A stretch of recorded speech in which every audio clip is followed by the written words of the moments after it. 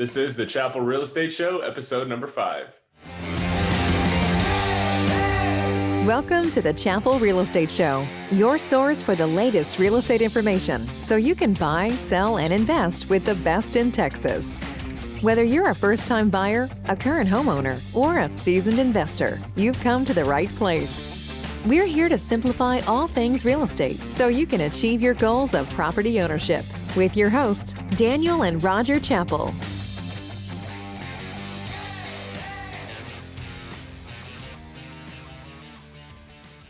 What's up, everybody? I hope everyone's day is off to a great start. Thank you for checking into the Chappell Real Estate Show, where we discuss all things real estate so that you can buy, sell, and invest with the best. I'm your host, Daniel Chappell. And I'm your co-host, Roger Chappell. Good morning, everybody, and welcome to the show. So let me kick things off by thanking all of you who have taken the time to listen to our podcast and for sharing it with your friends and family.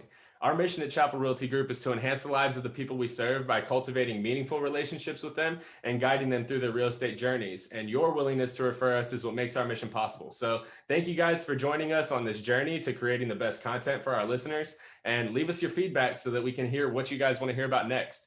Now, today's topic is one that you guys definitely need to hear about, because in today's market, which is so saturated with buyers, not all offers and loan programs are created equally. So today, what we're going to be talking about is some of the several different ways that you can present offers to a seller, and some of them are going to be more attractive than others. So that's the main topic of the day. So Dad, why don't we jump in right away and just talk about what are the different ways that a buyer can write an offer to a seller? So initially, one would think that, you just present an offer, as in it gets typed up, there's a bunch of little language in there, and then you send it over to the listing agent and you wait a few hours and you'll get confirmation that yes or no. Well, that may have worked about a year ago. That is no longer the case. So now what we're seeing is multiple offers at just about every price point. And mind you, we're in Central Texas. So as you and I know, Daniel, I mean, in Central Texas right now, every single little pocket around here, everything is ending up in multiple offers. So as a listing agent or a buyer's agent, then we as professionals have to be cognizant of what it is that we're looking for, which is the purpose of our podcast today. So some of the ways that we can, some of the different methods that are used to submit offers, or some of the different loan programs, if you will. First of all, cash is king. So we have a lot of buyers out there that are paying cash for these properties. Even as low as interest rates are today, cash is still among one of the top ways that people are presenting offers. Second is a conventional loan. Conventional loan means that the buyer is putting anywhere between 5 and 20% down typically. Interest rates are so low right now, it's just phenomenal. So if folks have the credit score and they have the cash, then conventional is typically the way to go. And then finally, you have the government-backed loans, which are FHA, USDA, and VA loans. So we're going to get into some details about each of those loan programs here in a little bit.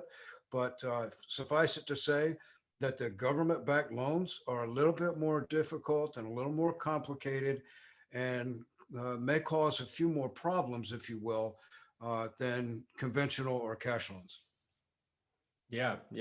And that's something that we see a lot in the business. Cash and conventional loans, or rather not loans, cash offers are always going to be the best possible option, because, they don't have any attachments to them. Usually it's, hey, this is the money. I have proof that I have the money, and there's not going to be any kind of a third party who's going to tell me that I can't purchase this property. So that to me is the biggest differentiator, is there's no third party involved. Versus conventional FHA, VA, and USDA, you're going to have a third party who's actually providing you with the funds to make the purchase. So then you have another decision maker in the process. So naturally, you're going to have a little bit more work to do. So government-backed loans, who typically are going to be the ones that are going to be falling back on government-backed loans? Who's going to use those types of loans? That's a great question. Typically, it's going to be your first-time buyers. And a first-time buyer is defined as any person who has not owned a single-family home, a primary residence, or any home in the last 3 years. So if you're an investor that does not own your own home, but you own investment properties, that doesn't count. You're not a first-time buyer. A first-time buyer typically is only a buyer who has not owned a single-family home in the last 3 years.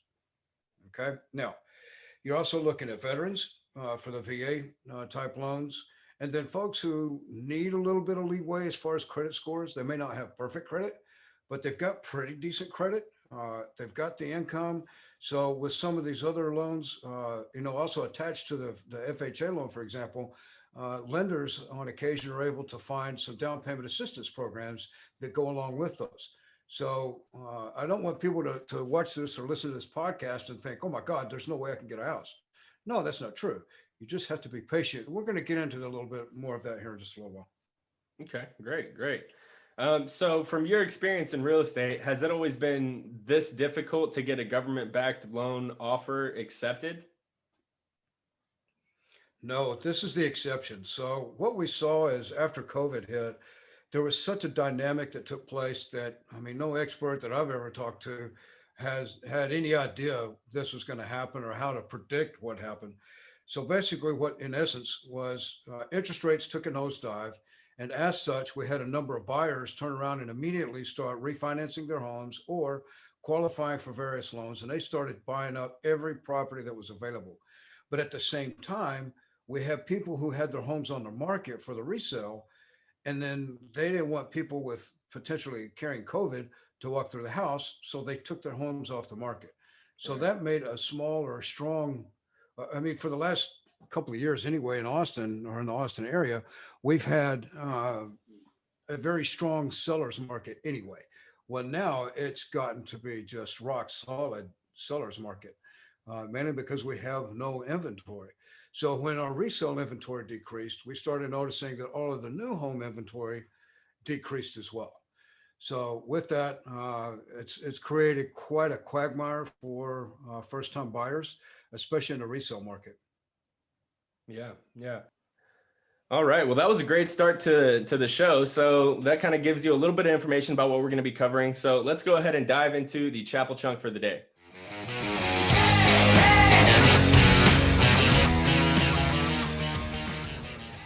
So today's Chappell chunk is going to be to find yourself a realtor with some gusto. This business is not immune to market shifts, and it takes, some real grit and hard work to work through some of the more difficult markets like today's. So find yourself an agent who loves what they do and is in the business of serving people, because they're going to be the ones who are going to have the relationships and the connections with other agents and sales representatives, title companies, lenders, and all these different people in the real estate business who can help you to facilitate a transaction in today's extremely competitive market. So that is going to be your Chappell chunk. Find yourself a realtor who loves what they do, and is willing to go the extra mile for you. So moving into today's show, Dad, let's kind of backtrack for a second. So you mentioned a little bit ago the different offer types that you can use, or rather loan types and methods that you can use to submit offers to sellers. But let's get into a little bit more detail. So, we've used the term government-backed loans a couple of times. So what exactly is a government-backed loan? So a government-backed loan is basically the FHA, the USDA, or the VA insures the loan against insures the mortgage for the buyer. So basically what happens is if something happens and a buyer at some point is unable to afford their loan, well, then these other loan programs will come in and pick that up. However, that kind of protects the mortgage company, but that's it. It protects the mortgage company. It doesn't really protect the buyer, because if you go into default and you lose the house, then you still lose the house. It still negatively impacts your credit and that sort of thing.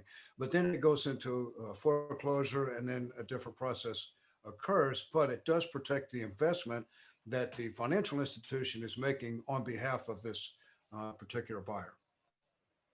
Okay. So there's a lot of intricate details into that it's much better suited for a lender to answer than I am. I mean, like I've told you many times before, we buy and sell the properties. I leave the loan stuff up to the lenders. That's their expertise. But this kind of gives us a little bit of an idea, and that's all this is. This is not intended to be the panacea. This is it. These are the facts. No, that's not necessarily true. I'm giving you what I know, and then leave it up to a lender to give you the actual answer. Absolutely. And guys, stay tuned for later episodes, because one of these days we're going to have one of our lenders that we do a lot of work with on the episode, where we can get into this stuff in a little bit more detail, and you can kind of hear the information directly from the horse's mouth, as they say, right?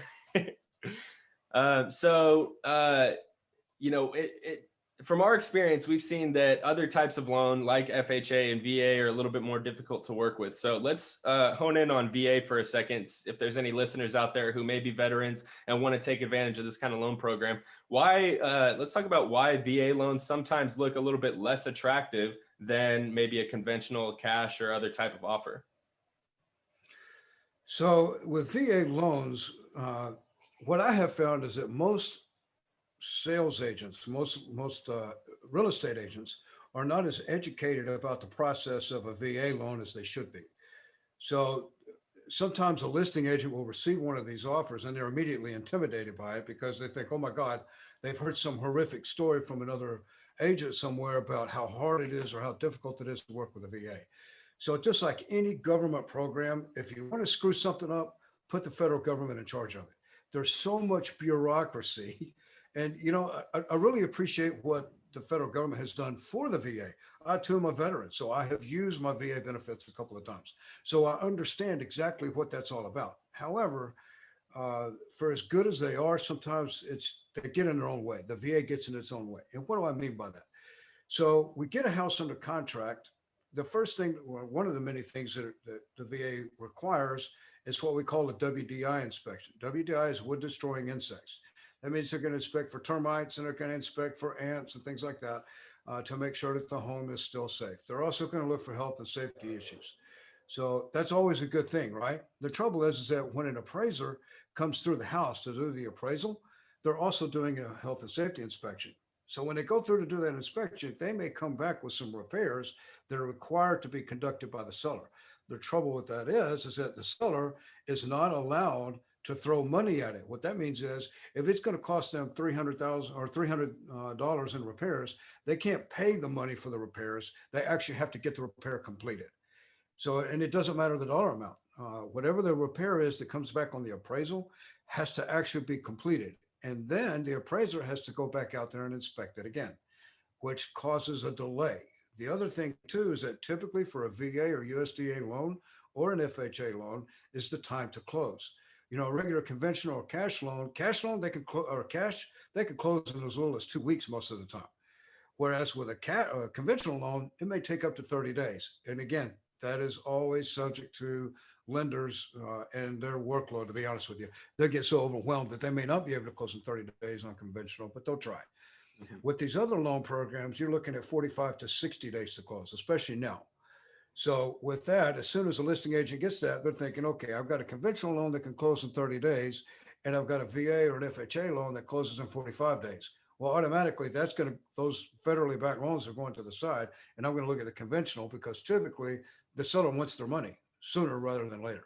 So that's just one of many things.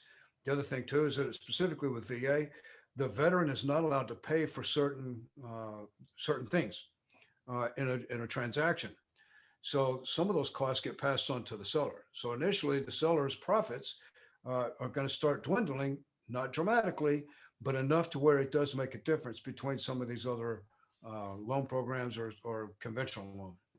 Yeah, and I think too, the other thing to kind of take note when you're talking about slightly longer timeframes with closings is that, as the seller, the difference between 30 and 45 days could very well mean another mortgage payment, which is another, Exactly. another investment into the property that you're already going to be moving out of. So, shorter timeframes for closing definitely could be again, it's going to depend on the seller and what their needs are. And if you're working with a good agent, they'll know to reach out to the listing agent to find out what does the seller need. And sometimes it could be the time frame thing. Sometimes it can't.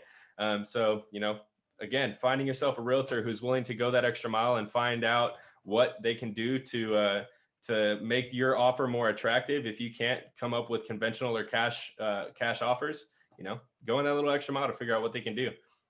So that talks about VA. So what about FHA? FHA loans can tend to be a little bit less attractive sometimes as well. So, I know some of the things that you mentioned with VA can also apply to FHA, but what about some other stuff that's unique to FHA? So with FHA, one of the things that I've noticed, and I've actually had a couple of instances where these issues came up. So for most federally backed loans, for example, the downstairs windows all have to have screens. Additionally, upstairs windows are only allowed to open a certain distance, and that changes. So I don't know what it is today. It could be 2, 3, 4 inches or whatever, but there has to be safety pins or something in place to prevent those windows from opening too far. They do that typically for children, but Mhm. on a conventional or cash loan, none of that matters. FHA, one of their big things is flooring. So I had this come up once before.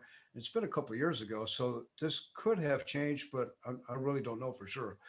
But so for a lot of homes today, some of the builders are going to stain concrete. Well, according to FHA, for a house to be completed, it has to have flooring. Well, stained concrete is not considered flooring under FHA standards, or it used to not be. It may have changed to that now, but I had a buyer who was pre-approved for uh, FHA, and we were rolling down the road until they got to the appraisal and the inspection, and there was no flooring according to FHA standards throughout the entire house. It was all stained concrete.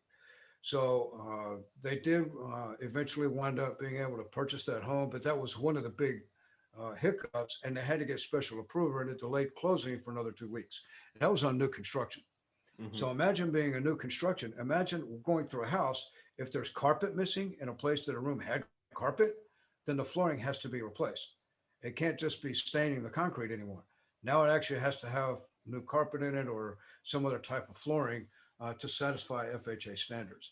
So that's just one of many. Health and safety is another thing. For example, the smoke detectors, carbon monoxide detectors, things like that, all have to be in place and functioning. If they're not, that will come up on not only on an inspection report, but it will also likely come up in the health and safety inspection, which is also done by the appraiser. And then finally, with all government loans, government-backed loans, they have to meet appraisal. What does that mean? So if you submit an offer, and let's assume that we're in multiple offer situations, because this is what we find most common in today's market. We have a number of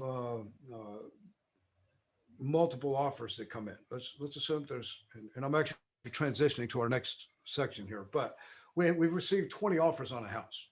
So as a listing agent, when I take 20 offers, I've got 20 offers that I've got to present to my seller. And mind you, I will present all 20 offers to my seller. So I get these offers and I start taking a look at them and I document it and I have a special way that I present multiple offers like this.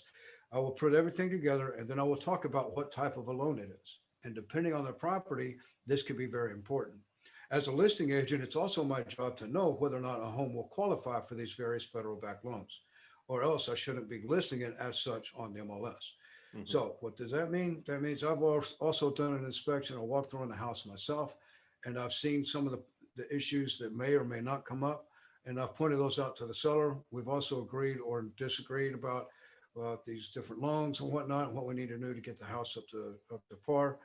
Once that is all done, then we list it and we include FHA, VA, USDA loans or federally backed loans, as well as conventional or cash. Now, all of that said, we have all of these offers that come in. Let's assume I've got 2 cash offers. I've got a conventional offer, maybe 2 or 3 conventional offers, and those are all at listing price or above. And along with those 4 offers, I also have appraisal waivers. That is very important. The appraisal waiver. What that means is that the buyer is willing to pay the difference and whatever the appraisal is and whatever money they have to put down. In a cash deal, they don't care. They want to pay cash for the house, they're going to pay cash for that house. All of it. They don't care about appraisal typically.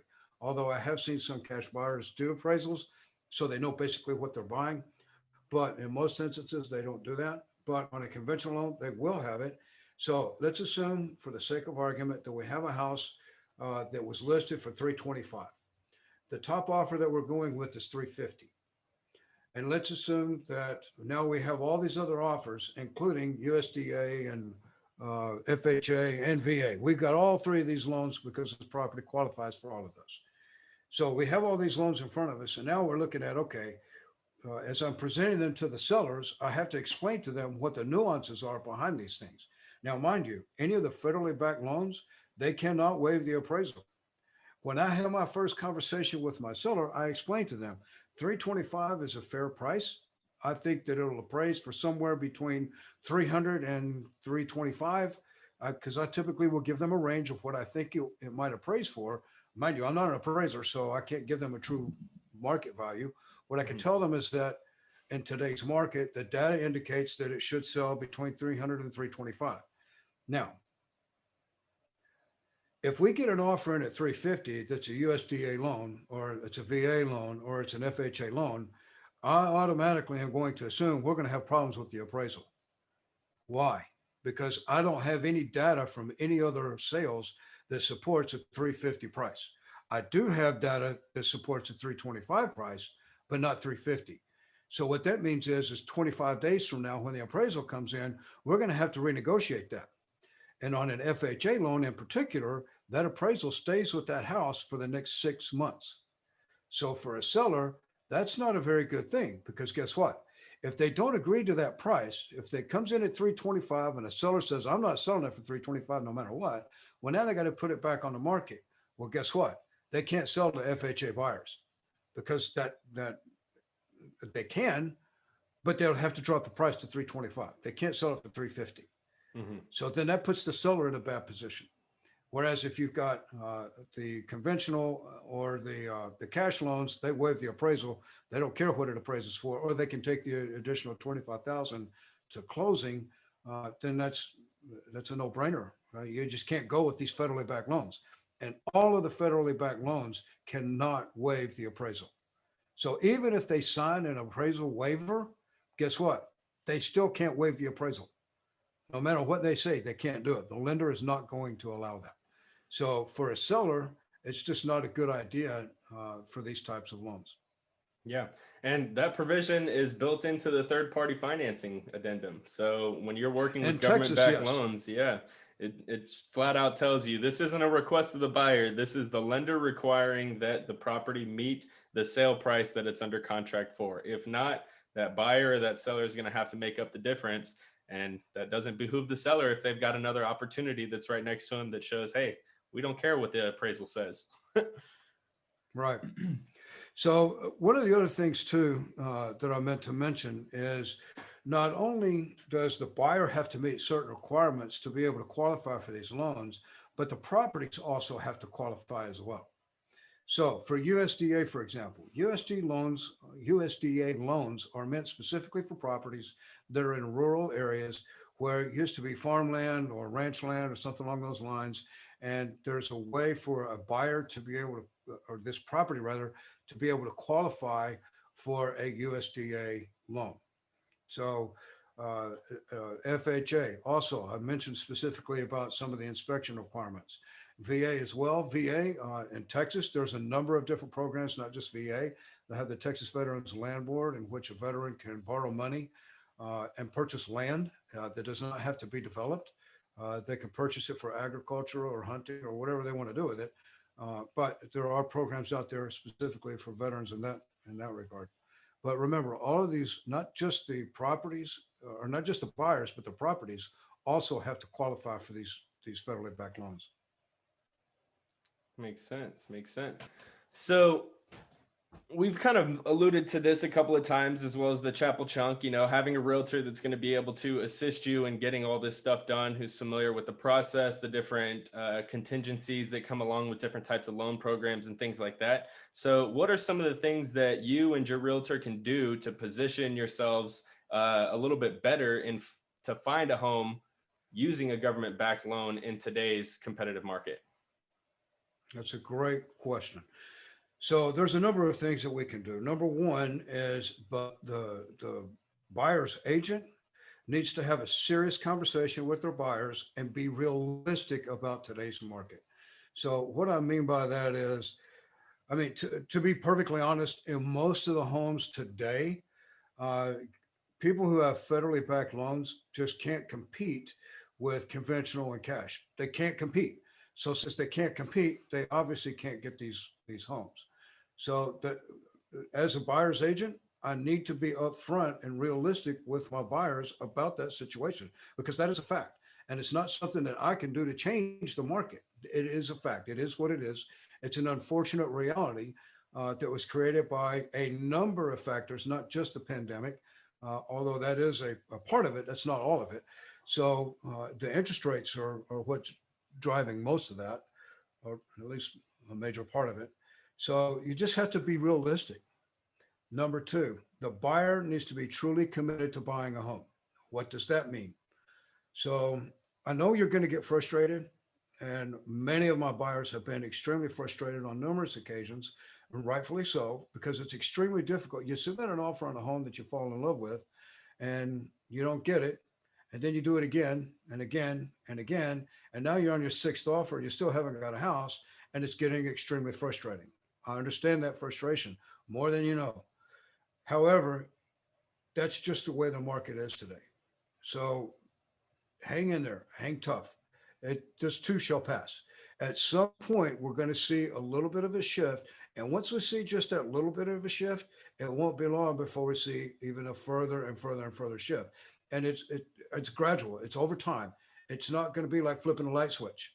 Uh, at least I wouldn't expect it to be. If it did happen that way, I would be quite surprised and pleasantly surprised, I might add. But I think it's going to be a gradual change. So just keep that in mind and hang tight. Finally, submit the offer and make sure that your agent submits the offer for you. Don't be afraid of doing that. Don't be afraid of being told no. Because listen to me, if you don't submit the offer, then you don't have a shot at the house. Why not make them tell you no? And not only that, you may find a sympathetic seller out there because you mentioned this before, Daniel, in that um, sometimes it's not always about the money for the seller. Sometimes they really do want to help somebody else.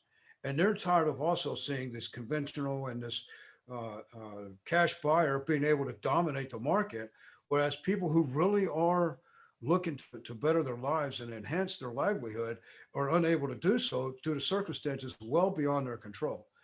So a lot of the buyers that we work with that qualify for these types of loans, they're good, hardworking people. They've done what they can to save as much money as they can to be able to put themselves in the best financial situation possible. Unfortunately, it's something that's completely out of their control that forces them to continue to waste money on rent. That's not a good thing for them. It's not a good thing for the market. So don't be afraid. Go ahead and submit the offer. And then Yeah. uh, finally, one of the important things to remember is your agent should know all of the ins and outs and all of the intricate details in your offer that can make your stand out stronger than some of the others that are similar to it. So you want to make sure that happens. And I'm hearing in Texas, this isn't the case yet, but I'm hearing in some of the other states like California, submitting what we call a love letter with your offer is no longer allowed in California, or at least in certain locations in California. Here in Texas, it is still allowed. And I can tell you that those letters do work. What they do is they allow the seller to read your letter and understand what your situation is and what you intend to do with the property. Sometimes that works. Excuse me. Sometimes it doesn't. But it is one other thing that you could do. I don't discourage my buyers from doing that. I don't encourage them to do that. I do throw it out there as an idea. If they feel that that might help them, then by all means, knock your lights out. It's always worth it. So Yeah, I think a lot of sellers out there take comfort in the fact that the next person moving into what used to be their home is going to turn it into their own, right? We always say when you're selling your house, you're not selling your home anymore, you're selling the house. You're taking it from a home, turning it back into a house so that somebody else can see themselves living there. And, I think a lot of sellers, maybe not all sellers, but a lot of sellers would take comfort in the fact of knowing that, another family is going to move into that house to create their memories there. So, yeah, it can definitely make a little bit of a difference. So what would you say about, other options for buyers? We know that the resale market is incredibly competitive for buyers right now, and it makes it very difficult to get under contract just because your offers with government-backed loans don't stand out as much as cash and conventional offers. So how would you say that's impacting the new construction market? Are government-backed loans still having a good chance of, being able to get into a new build timeframe, even though these timeframes are a little bit longer right now? that's a great question. So what I have seen is, we're running out of space to build homes around Central Texas. So and not only are we running out of space, we're running out of material. So what I'm seeing now is a lot of these builders are only releasing a certain number of lots per month because they just don't have the material to build on. Or to build with. They're only releasing maybe 3, 4, 5 lots, 10 lots a month, but they've got a buyer interest of, 50, 60, 100, 200 people who are looking to buy just these 4 or 5 lots. So there's some, it depends on the builder and what their process is. So some of them have some sort of a lottery system that they're doing, or they have waiting lists for various manners or another. So always check with check with your agent. First of all, they should know which builders are doing what in your area. Hopefully they figure that out and they know what to do with that. The other thing too is for new homes, if you're able to qualify for the loan and you're able to actually get one of these lots and be able to build on it, it may take you 6, 8 months before you can actually move in. But overall, you're going to be in a much better position. Yes, it may take you a while to get moved in, but at least you're going to be, you have a house that you can move into, and eventually you're going to stop paying all that rent to somebody else. And then finally, and this actually happened to me last week, maybe 2 weeks ago. So I have an FHA buyer. We're looking at new construction, and we're told that on February 1st they will release these 4 lots, and they have a waiting list. My folks are already pre-qualified. They actually went through their lender and got pre-qualified as well. So they're ready to rock and roll. So I had set up an appointment for us to go and take a look at some of these homes, and they'd already selected 2 floor plans that they really liked. Well, while we were out there, I had found out that a home that had been completed and was supposed to close that day fell out of contract an hour before we got there. It hadn't even been released to the public yet. Suddenly, my buyers, they fall in love with the house, they fall in love with the lot, and the next day we're under contract for that house. So the relationship that I had with that particular sales agent is what allowed this to happen. And to be honest with you, sometimes too, it's about luck. We happen to actually be there at the right time when that particular piece of property became available. But had I not had that relationship, I don't think that sales agent would have shared that information with me to begin with. So a lot of it is timing, and sometimes it's better to be lucky than good. But at the same time, I do go out and create relationships with these sales agents from all these builders, because you just never know. You create a good enough relationship with them, they may actually give me a heads up when something's going to hit the market, so that I can get with my other buyers and maybe sell it before it has a chance to jump out there in front of the rest of the public. Yeah. Well, you say it's not, or you say it's a little bit of luck, but man, I'll tell you, I think it's a little bit different. I think, there's 3 kinds of people in the world. There's the people that saw what happened, there's the people that heard what happened, and there's the people that made it happen. So to me, as a realtor, you got to be the guy that makes the stuff happen. So your relationships with those people, knowing the right people, and being there for your buyers is what made that situation possible for you. So, well, guys, that pretty much wraps up our episode for the day. I want to thank everybody again for tuning into the show. We really love providing you with as much information as we possibly can. So let us know what you want to hear about. We'd love to hear your feedback. Leave us your reviews on the Apple Podcast app, Spotify. Share it with your friends. We're also on YouTube. Follow us on social media at Chappell Realty Group, and catch us on the next show next week. We'd love to hear from you guys, and we'll see you next time. Take care. Thank you for joining us this week on the Chappell Real Estate Show. If you enjoyed this episode, share it with a friend and leave us a review. Find us on social media at Chappell Realty Group and online at chappellrealtygroup.com. Until next time.